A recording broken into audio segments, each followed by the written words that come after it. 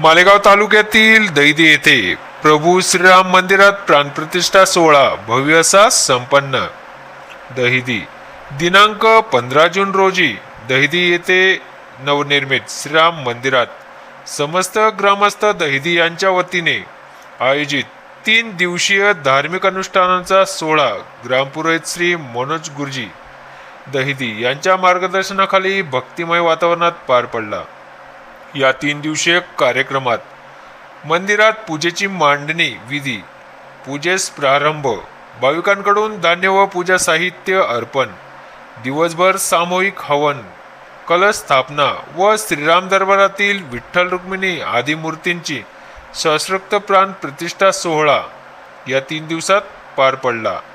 या सोहळ्याला गावातील व पंचक्रोशीतील भाविक भक्त उपस्थित होते.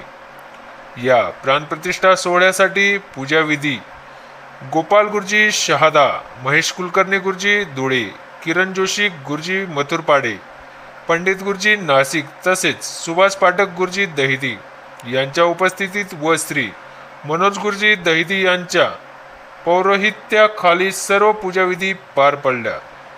यानंतर प्राणप्रतिष्ठा सोहळा वहमातीनंतर पंचक्रोशीतील भाविकांसाठी महाप्रसादाचे आयोजन करण्यात आले होते. मंदिरात जय श्रीराम या नामाचा जल्लोष करत संपूर्ण दहिदी नगरी दुमदुमली.